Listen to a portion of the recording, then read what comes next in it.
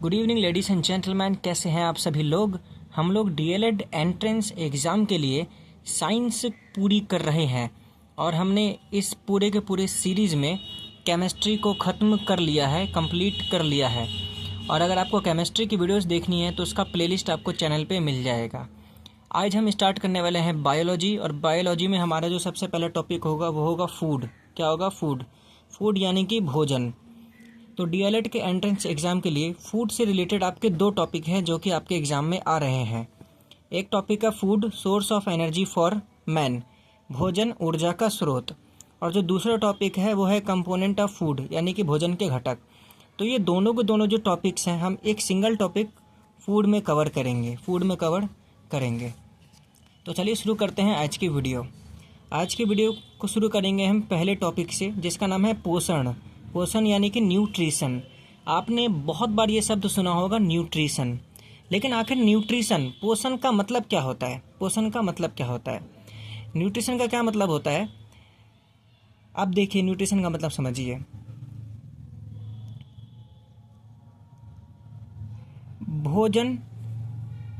भोजन ग्रहण करने के बाद मतलब खाना आपने खा लिया, ठीक है। भोजन आपने ग्रहण कर लिया, आपने खाना खा लिया। भोजन ग्रहण करने के बाद पोषक तत्वों का शरीर में लगना या फिर अवशोषित होना, शरीर में लगना या फिर जिसको हम बोलते हैं अवशोषित होना, एब्जॉर्ब होना, अवशोषित होना। इस प्रक्रिया को हम क्या कहते हैं? पोषण कहते हैं। क्या कहते हैं? पोषण, न्यूट्रिशन कहते हैं। होता क्या है कि हम लोग खाना खा लेते हैं। अब खाने के अंदर ना बहुत सारे पोषक तत्व होते हैं। पोषक तत्व का मतलब होता है न्यूट्रिएंट। बहुत सारे न्यूट्रिएंट होते हैं, पोषक तत्व होता है। जैसे कि प्रोटीन हो गया, जैसे कि कार्बोहाइड्रेट हो गया, जैसे कि फैट हो गया, जैसे कि ग्लूकोज हो गया। तो जब भी हम खाना खाते हैं तो खाने से हमें प्रोटीन मिलता है, फैट मिलता है, ग्लूकोज मिलता है। तो ये खाने से जो ये सब चीज़ हमें मिलती है ना, इसी को पोषक तत्व हम लोग कहते हैं। तो खाना हमने खा लिया। खाना खाने के बाद खाने के अंदर जितने भी पोषक तत्व होते हैं, प्रोटीन होता है, फैट होता है, जब वो हमारे शरीर में लग जाता है ना, यानी कि अवशोषित हो जाता है, एब्जॉर्ब हो जाता है, उस प्रक्रिया को हम क्या कहते हैं? पोषण कहते हैं। तो पोषण का मतलब खाना खाना नहीं है। कई लोग समझते हैं न्यूट्रिशन का मतलब होता है खाना खाना। नहीं, खाना खाना अलग चीज़ है और खाना शरीर में लगना अलग चीज़ है। पोषण का मतलब होता है खाना हमने खा लिया, अब वो खाना जो है उस खाना का शरीर में लगना, खाने के अंदर के पोषक तत्वों का शरीर में लगना। जैसे आपने कई लोगों को देखा होगा, वो खाते तो बहुत ज़्यादा हैं लेकिन कभी मोटे नहीं होते। आखिर वो मोटे होते क्यों नहीं है? क्योंकि वो बेचारे खा तो रहे हैं खाना, लेकिन उनका पोषण सही से नहीं हो रहा। पोषण का मतलब है कि उनका जो खाना है ना वो शरीर में एब्जॉर्ब नहीं हो रहा, शरीर में लग नहीं रहा। तो पोषण का मतलब होता है एक ऐसा प्रक्रिया जिसकी मदद से खाने के अंदर के जो पोषक तत्व होते हैं ना, चाहे वो प्रोटीन हो, चाहे वो फैट हो, या फिर चाहे वो कार्बोहाइड्रेट हो, कोई भी पोषक तत्व वो शरीर में क्या होते हैं? लगते हैं, अवशोषित होते हैं। तो ये होता है पोषण का मतलब। अब सवाल उठता है कि आखिर पोषण की हमें ज़रूरत ही क्यों है? सिंपल सी बात है, ऊर्जा के लिए। किसके लिए? ऊर्जा के लिए। जब शरीर में खाना लगेगा, जब हम खाना खाएंगे तो उससे क्या मिलेगा? हमें ऊर्जा, और ऊर्जा मिलेगा तो हम जिंदा रह पाएंगे। तो अगर आपसे पूछा जाए कि खाना खाने की क्या ज़रूरत है, तो ऊर्जा के लिए खाना खाने की ज़रूरत है, पोषण की ज़रूरत है। अब देखिए, ये जो पोषण होता है ना, पोषण, इसको भी हम दो हिस्सों में बांट सकते हैं। पोषण को कितने हिस्सों में बांट सकते हैं? दो हिस्सों में। एक हिस्सा जो होता है, पोषण के दो प्रकार होते हैं, ठीक है। एक प्रकार होता है स्वपोषी पोषण, एक प्रकार होता है स्वपोषी पोषण, और एक होता है विषम पोषी पोषण, एक होता है विषम पोषी पोषण। तो इसको नॉर्मल समझते हैं, सिंपल सा। स्वपोषी पोषण उस पोषण को कहते हैं जिसमें कोई जीव अपना खाना खुद बनाता है, अपना खाना खुद बनाता है और अपने खाने के लिए किसी और पर निर्भर नहीं होता। उदाहरण के तौर पर पौधा, ठीक है, हरा पौधा। उदाहरण के तौर पर हरे पौधे, हरे पेड़ पौधे। तो आपको पता होगा हरे पेड़ पौधे जो होते हैं वो अपना खाना खुद बनाते हैं। किसी और पर डिपेंड नहीं होते। प्रकाश संश्लेषण की मदद से जो पेड़ पौधे होते हैं वो अपना खाना खुद बनाते हैं। सिंपल सी बात यह है। तो हरे पेड़ पौधे कौन सा पोषण करते हैं? स्वपोषी पोषण करते हैं। इसके अलावा और भी इसके एग्जाम्पल है। इसका एक एग्जाम्पल है हरा नीला शैवाल। हरा नीला शैवाल एक शैवाल होता है, एक एल्गी होता है, ब्लू ग्रीन एल्गी, हरा नीला शैवाल। वो भी क्या करता है? स्वपोषी पोषण करता है। हरा नीला शैवाल को ही हम साइनोबैक्टीरिया कहते हैं। क्या कहते हैं? साइनोबैक्टीरिया। लिख लेना, कई बार पूछ लिया जाता है कि साइनोबैक्टीरिया किसका दूसरा नाम है, तो हरा नीला शैवाल का। तो पूछा जाए कि साइनोबैक्टीरिया या फिर हरा नीला शैवाल कौन सा पोषण करता है, तो स्वपोषी पोषण। तो चाहे हरा पौधा हो या फिर हरा शैवाल हो, हरा नीला शैवाल हो, वो कौन सा पोषण करेगा? स्वपोषी पोषण। स्वपोषी पोषण का क्या मतलब होता है? एक ऐसा पोषण जिसमें कोई जीव खुद का खाना खुद बनाता है, किसी और पर डिपेंड नहीं होता। आगे बात करते हैं विषमपोषी पोषण। विषमपोषी पोषण उसका उल्टा होता है। विषमपोषी पोषण एक ऐसा पोषण होता है जिसमें कोई जीव खाने के लिए दूसरे जीव पर निर्भर होता है। चाहे वो डायरेक्टली निर्भर होता है या फिर इनडायरेक्टली, लेकिन निर्भर जरूर होता है किसी न किसी जीव पर। जैसे कि इंसान है, इंसान जानवरों को मारकर खा जाते हैं, तो इंसान दूसरे जानवरों पर निर्भर हुए ना। ठीक है, इंसान पेड़ पौधे खा लेते हैं, इंसान आलू खा लेते हैं, तो इंसान दूसरे जीवों को खाकर जिंदा रहते हैं। तो एक तरीके से इंसान दूसरों पर क्या होते हैं? निर्भर होते हैं। ठीक है। अब आप बोलोगे भाई इंसान भी तो खुद का खाना खुद बनाता है, इंसान भी तो आलू की सब्जी बनाता है, गोभी की सब्जी बनाता है। तो बेटा आलू गोभी की इंसान सब्जी बनाता है, लेकिन आलू गोभी जो होता है उसको मार के तो खाता है ना इंसान। कहने का मतलब ये है। अब जैसे पेड़ पौधे हैं, वो किसी को मार के या किसी के ऊपर निर्भर थोड़ी है, वो तो खुद ही पूरा चीज़ खुद बनाते हैं अपना। ठीक है। तो विषमपोषी पोषण उस पोषण को बोलते हैं जिसमें कोई जीव खाने के लिए दूसरे जीव के ऊपर निर्भर होता है। इसमें तो भतेरो एग्जाम्पल हो जाएंगे आपके, इसमें आपको भतेरो एग्जाम्पल हो जाएंगे। इसमें कुत्ता, बिल्ली, घोड़ा, इंसान, जानवर, जो लेना है वो ले लो। ठीक है, कुत्ता, बिल्ली, घोड़ा, इंसान, कुछ भी ले सकते हो। ये सारे के सारे क्या होते हैं? दूसरों पर निर्भर होते हैं खाने के लिए। ठीक है, आगे चलते हैं। विषमपोषी पोषण को और थोड़ा बारीकी से समझते हैं। विषमपोषी पोषण। ठीक है, देखिए जो विषमपोषी पोषण अभी मैंने आपको बताया, उस पोषण को कहते हैं जिसमें कोई जीव खाने के लिए दूसरे जीव पर निर्भर होता है। अब आप ना विषमपोषी पोषण को भी 3 हिस्सों में बांट सकते हो। कितने प्रकार में बांट सकते हो? 3 प्रकार में। विषमपोषी पोषण के भी 3 प्रकार होते हैं। पहला प्रकार होता है मृतजीवी। पहला प्रकार होता है मृतजीवी। क्या होता है? मृतजीवी। नाम से पता चल रहा होगा, मृत मतलब मरा हुआ चीज़। मृतजीवी उसे कहते हैं जो कि मरे हुए सड़े गले चीज़ों को खाता है। मरे हुए और सड़े गले चीज़ों को खाता है। जैसे कि इसके अंदर कौन कौन आते हैं? हमारे बैक्टीरिया। कौन कौन आते हैं? हमारा बैक्टीरिया। आपको पता है ना, जो जितने भी बैक्टीरिया होते हैं, वायरस होते हैं, ये सब चीज़ क्या करते हैं? ये सड़े गले चीज़ों को तो खाते हैं ना। जैसे कोई जानवर मर गया मान लो, तो उस जानवर को खा खा कर सड़ा देते हैं बैक्टीरिया। तो ये मृतजीवी का डेफिनेशन अगर आपको लिखना है तो अपनी कॉपी में लिख सकते हो। मृतजीवी पोषण उस पोषण को कहते हैं जिसमें कोई जीव मरे हुए और सड़े गली चीज़ों को खाता है। तो इसमें बैक्टीरिया आ जाएगा। ठीक है, और इसमें बहुत इंपॉर्टेंट है एक एग्जाम्पल याद रखना, मशरूम। क्या? मशरूम। याद रखना, मशरूम भी क्या करता है? मृतजीवी। मशरूम भी सड़े गले और मरे हुए चीज़ों को खाता है। आप देखोगे मशरूम ज़्यादातर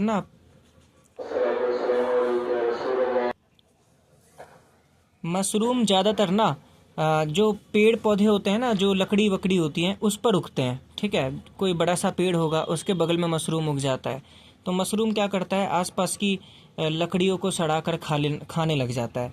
तो बस याद रख लेना, मशरूम भी एक तरीके का मृतजीवी होता है। और मृतजीवी में क्या आ जाएंगे आपका? और आ जाएगा आपका, क्या आ जाएगा? कवक आ जाएगा। क्या आ जाएगा? कवक। कवक का मतलब होता है फंगी। तो ये भी मरे हुए चीज़ों को खाता है। ठीक है। अच्छा, एक बात याद रखना, मशरूम और कुछ नहीं है, मशरूम भी एक तरीके का कवक है। मशरूम भी एक तरीके का क्या है? कवक है, फंगी है। एग्जाम में आपसे पूछा जा सकता है कि मशरूम क्या है, तो मशरूम एक क्या है? कवक है। ठीक, गुड। विषमपोषी पोषण का जो दूसरा प्रकार है वो है परजीवी पोषण। क्या है? परजीवी पोषण। अच्छा, परजीवी पोषण में क्या होता है? इसमें क्या होता है कि कोई जीव किसी दूसरे जीव के साथ रहकर, ठीक है, ध्यान से सुनना, कोई जीव किसी दूसरे जीव के साथ रहकर और बिना उसको मारे उससे पोषण प्राप्त करता है। उससे क्या प्राप्त करता है? पोषण। इसका उदाहरण सुनो। जैसे कि हम इंसान हैं, हम इंसानों के सर में क्या लग जाता है? जूं लग जाता है। तो क्या जूं हमें मारता है? नहीं ना। जूं जो होता है वो हमारे बालों में हमारे साथ रहता है और हमारे साथ रहकर जूं क्या करता है? हमसे पोषण प्राप्त करता है, हमारा खून पीता है। तो परजीवी पोषण का मतलब होता है एक ऐसा पोषण जिसमें कोई जीव दूसरे जीव के साथ रहकर उससे क्या प्राप्त करता है? पोषण प्राप्त करता है। ठीक है। और हैरानी की बात यह है कि दूसरे जीव को मारता नहीं है, क्योंकि इस पोषण में जो जीव है वो अगर दूसरे जीव को मार देगा तो खाना किससे लेगा? ठीक है। तो परजीवी पोषण का आप डेफिनेशन कॉपी में लिख लेना। इसके बहुत अच्छे अच्छे एग्जाम्पल हैं। जैसे इसका एग्जाम्पल हो जाएगा जूं, हो जाएगा क्या हो जाएगा? जूं, जो हमारे बालों में होता है। इसके अलावा मच्छर, क्या होगा? मच्छर पूरे रात हमारे साथ रहते हैं ये और हमारा खून पीते हैं, लेकिन हमें मारते तो नहीं है ना। हाँ, बात अलग है कि कई बार हम मर भी जाते हैं, लेकिन नॉर्मली ऐसा नहीं है कि मरते हैं। जूं हो गया, मच्छर हो गया। इसके अलावा जो केचुए होते हैं, केचुआ जो होता है ना, रेंगने वाला जो कीड़ा होता है हमारा, केचुआ हो गया। ठीक है, केचुआ हमारा खून पीता है। और इसके अलावा एक बहुत इंपॉर्टेंट एग्जाम्पल है इसमें, एक अमरबेल। क्या है? अमरबेल इंपॉर्टेंट है, स्टार लगा लेना। जैसे वहाँ पे मशरूम इंपॉर्टेंट था, वैसे यहाँ पर अमरबेल इंपॉर्टेंट है। अमरबेल एक तरीके का पौधा होता है और ये पौधा परजीवी होता है, आपको याद रखना है। ठीक है। विषम पोषी पोषण का जो तीसरा प्रकार है आपका, वो है होलोजोइक न्यूट्रिशन। वो क्या है आपका? होलोजोइक पोषण। होलोजोइक पोषण। ठीक है, होलोजोइक पोषण। अब ये होलोजोइक पोषण क्या कहता है? क्या है होलोजोइक पोषण? विषम पोषी पोषण का एक ऐसा प्रकार है जिसमें कोई जीव क्या करता है? खाने को शरीर के अंदर पचाता है। खाने को क्या करता है? शरीर के अंदर पचाता है। शरीर के अंदर पचाता है। जैसे कि इंसान, तो इंसान क्या करता है? खाने को शरीर के अंदर पचाता है ना। तो ये किसका उदाहरण होगा? होलोजोइक पोषण का। तो इसमें तो कोई भी एग्जाम्पल आप ले सकते हो दुनिया का। कुत्ता, बिल्ली, इंसान, गाय, ये सारे के सारे अपने खाने को क्या करते हैं? शरीर के अंदर तो पचाते हैं ना। तो गाय, कुत्ता, बिल्ली, कुछ भी ले सकते हो। ठीक है, कुत्ता, बिल्ली, इंसान भी ले सकते हो, डॉट डॉट डॉट, इसके कितने भी आप ले सकते हो। तो ये थे आपके विषम पोषी पोषण के 3 प्रकार। ठीक, अब हम बात करते हैं आगे। जब हम पोषण की बात कर ही रहे हैं तो हम प्रकाश संश्लेषण के बारे में ना पढ़े ऐसा तो हो ही नहीं सकता। प्रकाश संश्लेषण, ठीक, यानी कि फोटोसिंथेसिस।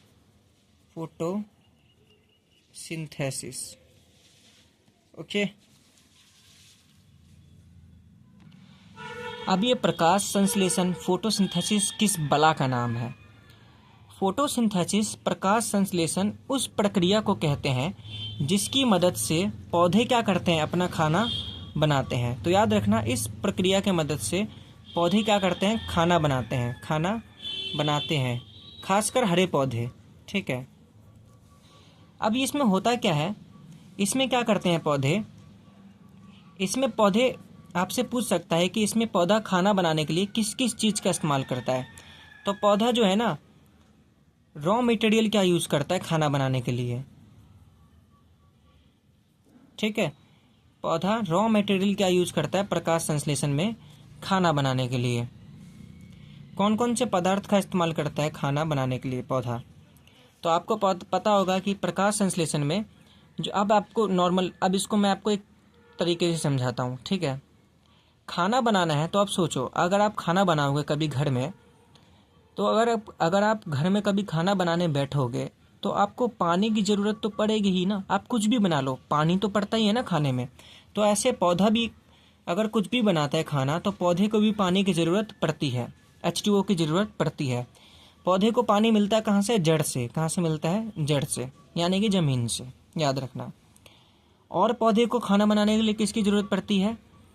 ये तो आपके पास पता होगा कि ये तो आपको पता होगा कि हम क्या करते हैं, ऑक्सीजन लेते हैं। हम क्या लेते हैं? ऑक्सीजन लेते हैं। हम इंसान क्या लेते हैं? ऑक्सीजन। और हम इंसान छोड़ते हैं क्या है अपने बाहर? CO2, कार्बन डाइऑक्साइड हम बाहर छोड़ते हैं, आपको पता होगा। तो हम तो बेशक ऑक्सीजन लेते हैं, लेकिन पौधे क्या लेते हैं? CO2। ठीक है, पौधे CO2 लेते हैं और ऑक्सीजन छोड़ते हैं। तभी तो हम पौधे लगाते हैं, ताकि दुनिया में ज़्यादा से ज़्यादा ऑक्सीजन बढ़े। तो पौधे क्या करते हैं? एक तो पानी लेते हैं और एक क्या लेते हैं? CO2। और पौधा तीसरा चीज़ जो लेता है खाना बनाने के लिए, वो लेता है प्रकाश। क्या लेता है? प्रकाश, सूरज की रोशनी, सनलाइट। आपको पता है ना, पौधे धूप में ही तो बनाते हैं ना अपना खाना। तो पौधे इन 3 चीज़ों का इस्तेमाल करके क्या करते हैं? अपना खाना बनाते हैं। पौधों को CO2, कार्बन डाइऑक्साइड जो गैस है, वो कहाँ से मिलता है? पौधों को CO2 जो गैस है वो मिलता है वायु से, वातावरण से। कहाँ से मिलता है? वातावरण से, वायु से, हवा से। अब होता क्या है, कैसे मिलता है ये गैस, समझते हैं। लेट्स सपोज हमने एक पत्ता बनाया। हमने क्या बनाया? एक पत्ता। ठीक है। अब होता क्या है कि एक पत्ते के निचली सतह पर, एक पत्ते के किस सतह पर? निचली सतह पर। ठीक है, एक पत्ते को ऊपर से देखोगे तो कुछ नहीं दिखाई देगा। एक पत्ते के नीचे की सतह पर, नीचे।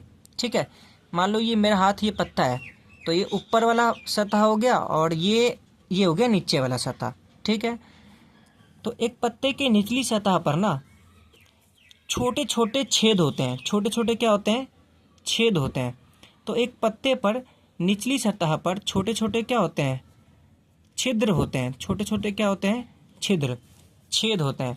इसी को हम बोलते हैं रंध्र। इसको हम क्या बोलते हैं? रंध्र। क्या बोलते हैं? रंध्र।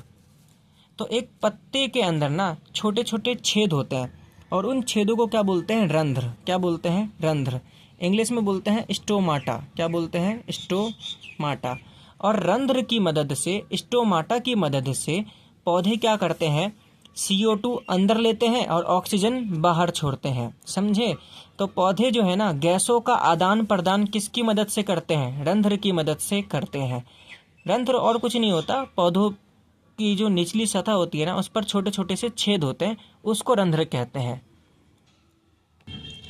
अब देखते हैं कि रंध्र आखिर दिखाई कैसे देता है। तो रंध्र में ज़्यादा कुछ साइंटिफिक ज़्यादा चीज़ें हैं नहीं।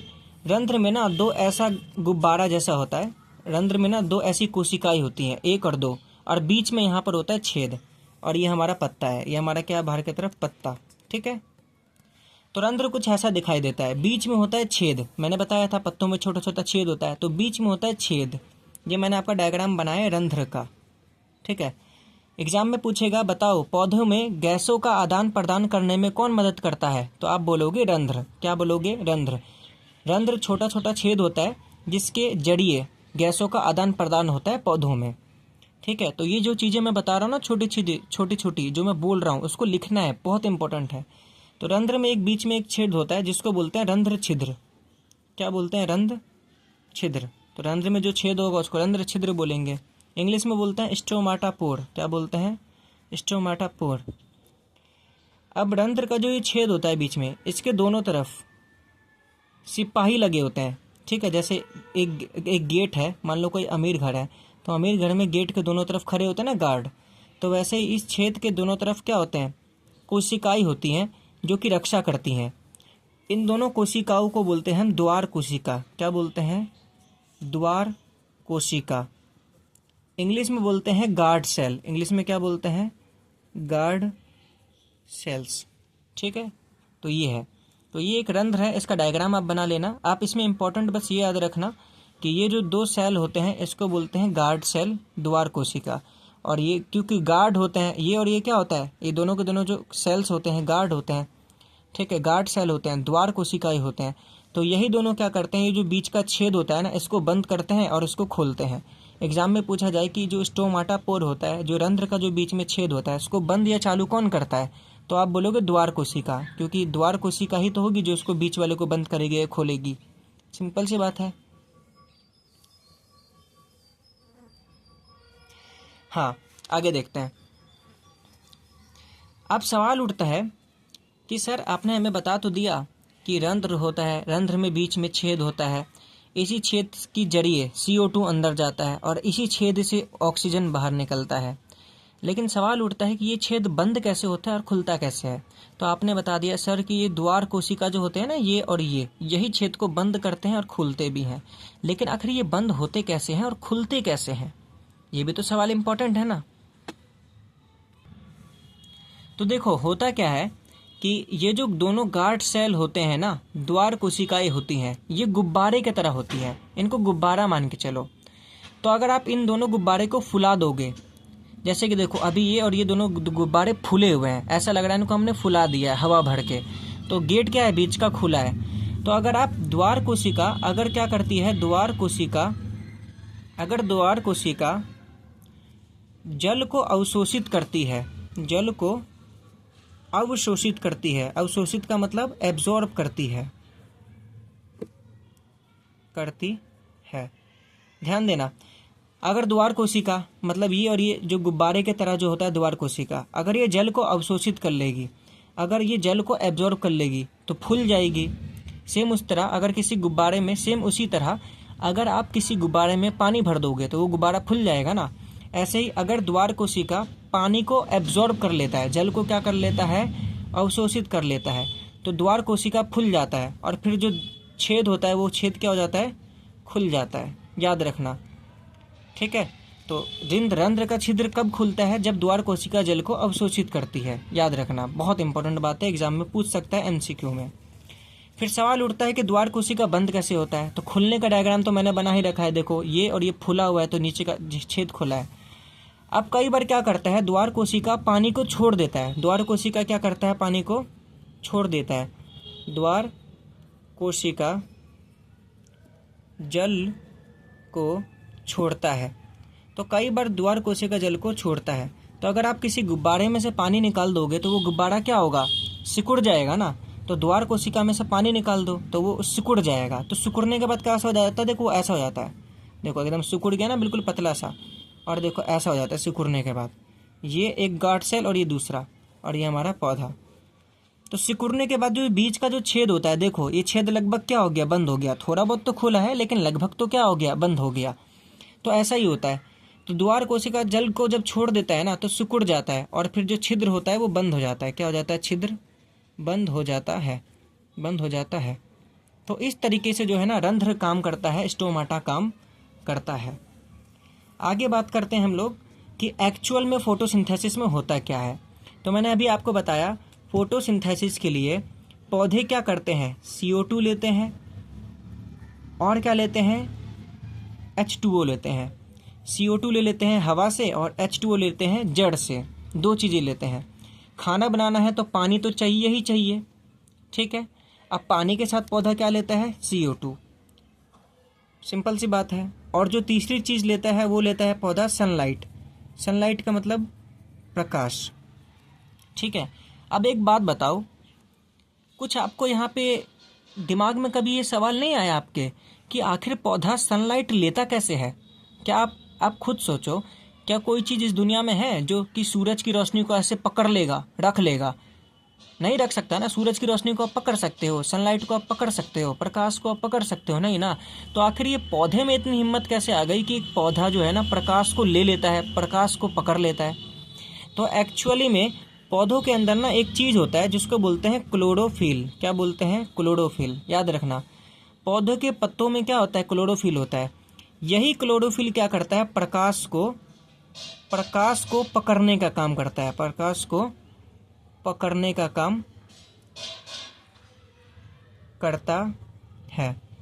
तो आपने सुना होगा अभी तक क्लोरोफिल के बारे में कि जो क्लोरोफिल क्या होता है, हरा कलर का लवक होता है। आपने अभी तक क्लोरोफिल के बारे में ये पढ़ा होगा कि क्लोरोफिल जो होता है ना, हरा कलर का, हरे रंग का वर्णक होता है, जिसकी वजह से पौधे जो होते हैं ना हरे होते हैं। ये तो मुझे भी पता है, ठीक है। ये तो आपको अभी तक पता होगा, ये बच्चों को पता होता है क्योंकि आपने 10th पास कर ली है, 12th पास कर ली है, तो आपको ये पता होगा कि जो क्लोरोफिल होता है ना वो हरा वर्णक होता है और क्लोरोफिल के कारण ही कोई पौधा क्या होता है, हरा होता है। लेकिन हरे होने से क्या मतलब, एक बात बताओ, कोई पौधा सफ़ेद भी होता तो कोई दिक्कत होता क्या?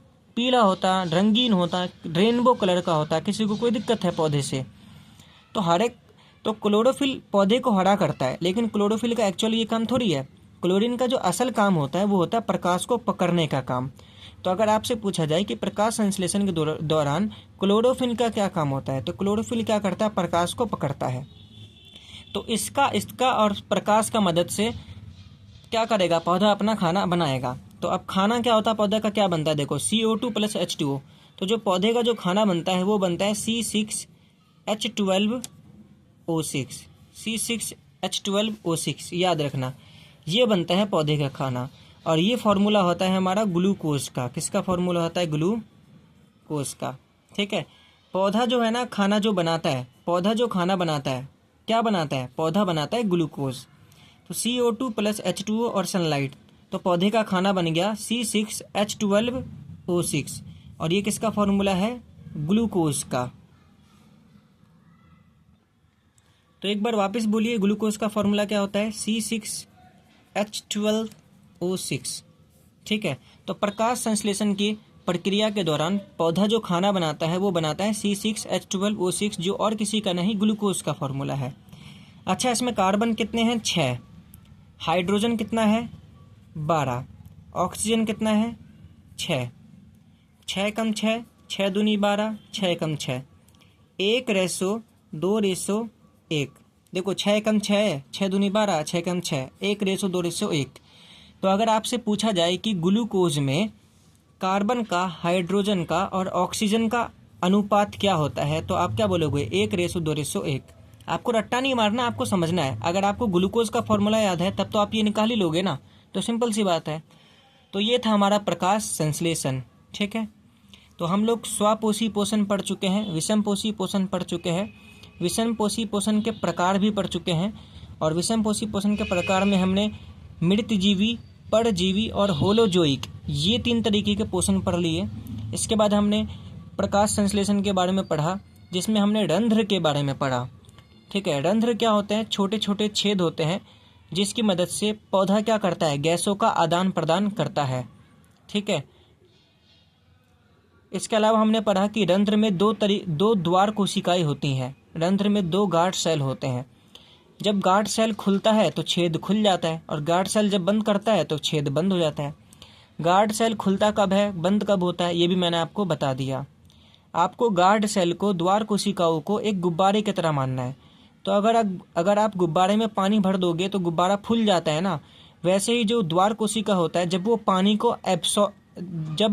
वो पानी को एब्जॉर्ब कर लेता है, द्वार कोशिका जब पानी को अवशोषित कर लेता है तो फूल जाता है, और जब वो फूल जाएगा तो गेट खुल जाएगा। सिंपल सी बात ये है। और जब द्वार कोशिका पानी को छोड़ता है तो द्वार कोशिका बिल्कुल सिकुड़ जाता है, एक दूसरे में चिपक जाता है, और गेट जो होता है बंद हो जाता है, और जो छेद होता है वो बंद हो जाता है। इस तरीके से रंध्र काम करता है। ठीक है, अब हमारा अगला टॉपिक है संतुलित आहार। संतुलित आहार, बैलेंस्ड डाइट, ठीक है, संतुलित आहार, बैलेंस डाइट। बहुत सारे लोग ना बैलेंस डाइट यानी कि संतुलित आहार का मतलब ये सोचते हैं कि संतुलित आहार का मतलब होता है कि बहुत सारा प्रोटीन से भरा हुआ खाना खाओ, बहुत सारा एनर्जी वाला खाना खाओ, भर भर के खाना खाओ, अच्छा खाना खाओ। लेकिन एक्चुअली में संतुलित आहार का मतलब ये नहीं है। संतुलित आहार, बैलेंस डाइट, आप जैसे ना इसका नाम में ही सुन सकते हो, बैलेंस, संतुलित, सब कुछ जब बैलेंस हो।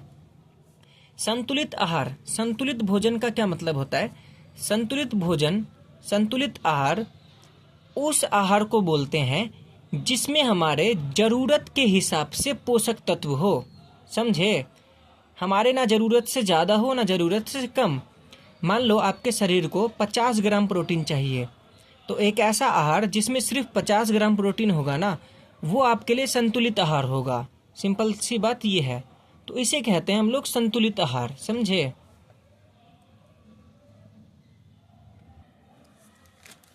तो उम्मीद है कि आप संतुलित आहार का मतलब समझ गए। तो एक ऐसा आहार, आहार का मतलब भोजन, एक ऐसा भोजन जिसमें आवश्यकता अनुसार, आवश्यकता मतलब जितना हमें ज़रूरत है, हमारे शरीर को ज़रूरत है, आवश्यकता अनुसार पोषक तत्व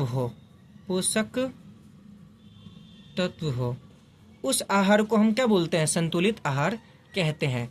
अब संतुलित आहार हर एक इंसान के लिए अलग अलग हो सकता है किसी के शरीर को ज़्यादा प्रोटीन की ज़रूरत हो सकता है किसी के शरीर को कम प्रोटीन की ज़रूरत हो, क्योंकि जो लोग बहुत बड़े बड़े होते हैं, बड़े का मतलब जिनमें वज़न ज़्यादा होता है, 80 किलो होता है, 70 किलो होता है, उनको ज़्यादा एनर्जी की ज़रूरत होती है, ज़्यादा प्रोटीन की ज़रूरत होती है।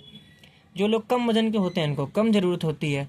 तो संतुलित आहार किसी एक इंसान के लिए फिक्स नहीं हो सकता कि यही संतुलित आहार है। सबके लिए संतुलित आहार अलग अलग होती है, क्योंकि सबके शरीर की जो ज़रूरत होती है ना, आवश्यकता जो होती है वो अलग अलग होती है। तो आप सभी से मैं गुजारिश करूँगा कि भाई अपने घर पे संतुलित आहार ले, बैलेंस डाइट ले। लेकिन देखो कितना भी कर ले तो कई बार क्या होता है कि हमारे शरीर में ना बहुत सारे पोषक तत्वों की कमी हो ही जाती है। क्योंकि देखो हम लोग बहुत बड़े अमीर जाते तो नहीं है कि हमारे डाइट का कोई पूरा ध्यान रखे कि हम कितना आयरन ले रहे हैं, कितना विटामिन ले रहे हैं। तो कई बार हमारे शरीर में बहुत चीज़ों की कमी हो जाती है, जिस वजह से हमें अलग अलग बीमारी भी हो जाती है। तो किस चीज़ की कमी से हमारे शरीर में क्या बीमारी हो सकती है, ये एग्ज़ाम में बहुत इंपॉर्टेंट है, पूछा जाता है। जैसे कि पहले हम बात करते हैं विटामिन ए। तो अगर शरीर में कभी विटामिन ए की कमी हो जाए तो कौन सा बीमारी होता है? देखो विटामिन ए जो होता है ना, वो हमारे आँखों के लिए बहुत अच्छा होता है। तो अगर कभी शरीर में विटामिन ए की कमी हो जाए तो हमारे आँखों की ही एक बीमारी होती है हमें, जिसे हम बोलते हैं रतौंधी। क्या बोलते हैं? रतौंधी। ठीक है, इंग्लिश में बोलते हैं नाइट ब्लाइंडनेस। क्या बोलते हैं? Night blindness. ठीक है, नाम में पढ़ो रतौंधी, मतलब रात में दिखना बंद हो जाता है, रात में अंधी हो जाते हैं। तो विटामिन ए की कमी से एक बीमारी होती है रतौंधी। तो अगर आपका आहार संतुलित नहीं है, आप संतुलित आहार नहीं लेते और विटामिन ए की कमी हो जाती है तो आपको बीमारी होगी रतौंधी। ऐसे ही अगर आपके शरीर में विटामिन बी की कमी हो जाए, किसकी कमी हो जाए? बी की। विटामिन बी में भी इसका एक टाइप होता है विटामिन B1। अगर विटामिन B1 की कमी हो जाए तो हमारे शरीर में एक बीमारी हो जाता है जिसको बोलते हैं बेरी बेरी। क्या बोलते हैं? बेरी बेरी रोग हो जाता है। तो उसका सिंपल ट्रिक है बी से बेरी बेरी, तो ये तो ऐसे याद हो जाएगा। ठीक है, अगला, अगर हमारे शरीर में विटामिन सी की कमी हो जाए, इसकी कमी से कौन सा बीमारी होता है? इसकी कमी से हमें एक बीमारी होता है जिसको बोलते हैं स्कर्वी। क्या बोलते हैं? स्कर्वी। ठीक, स्कर्वी क्या होता है? स्कर्वी में ना दांतों का दिक्कत हो जाता है। कई लोगों को आपने देखा होगा कि वो दिन भर मतलब वो ना बचपन से ब्रश करते हैं बिल्कुल सही से, फिर भी उनके दांत हिलते रहते हैं इधर उधर, 4-5 दांत भी टूट जाते हैं। ठीक है, तो दांत इधर उधर हिलते रहते हैं, दांतों में बहुत दिक्कत हो जाती है, मसूड़े बहुत ज़्यादा कमज़ोर हो जाते हैं। ठीक है, तो विटामिन सी की कमी से स्कर्वी हो जाता है। ये दांतों से रिलेटेड एक क्या है? प्रॉब्लम है।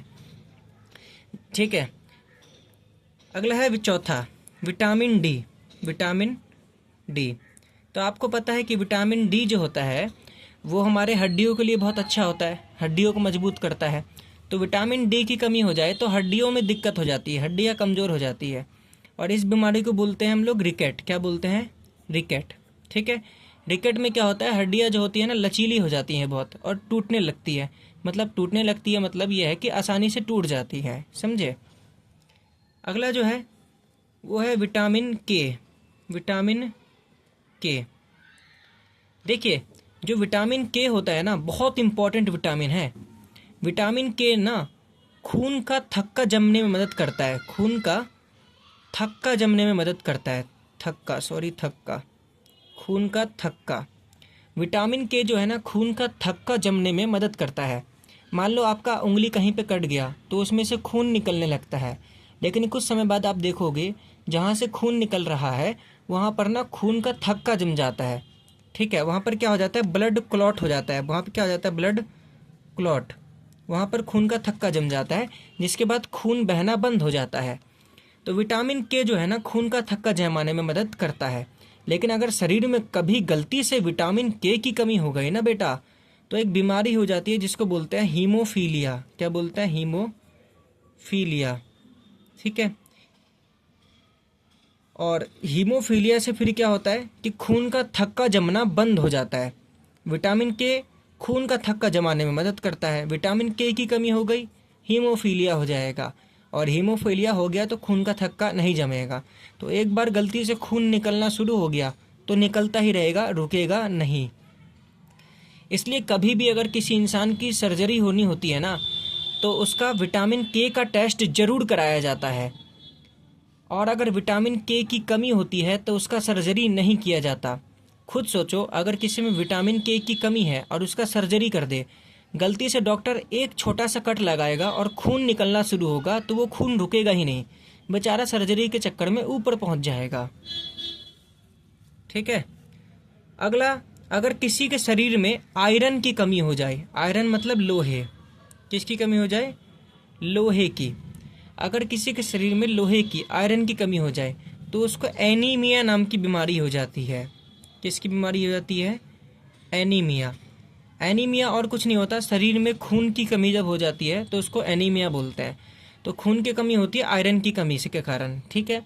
तो इसलिए आपने देखा होगा कि स्कूलों में ना बच्चों को हर हफ्ते में आयरन की गोली, लोहे की गोली भी खिलाई जाती थी। ठीक है। अगर आप सरकारी स्कूल में पढ़े हो तो आपको पता होगा, आयरन की गोली खिलाते थे ताकि बच्चों को एनीमिया ना हो, खून की कमी ना हो। तो ये कुछ इंपॉर्टेंट डिजीज़ हैं जो कि आपको याद रखना है, 1 नंबर में पूछे जा सकते हैं। अगली वीडियो में हम भोजन के घटकों के बारे में पढ़ेंगे, प्रोटीन, विटामिन, कार्बोहाइड्रेट सब के बारे में पढ़ेंगे। और अगली वीडियो में हम वापस ये वाला जो टॉपिक है हमारा कि किस विटामिन से कौन से कमी होती है, ये वापस आएगा टॉपिक। ठीक है। तो अगली वीडियो में आपका वापस रिवाइज भी हो जाएगा, लेकिन कोशिश करो कि इसी वीडियो में आप इसको याद कर लो। उम्मीद करता हूँ कि आपको सब समझ में आया हो। मिलते हैं नेक्स्ट वीडियो में, तब तक के लिए बाय बाय।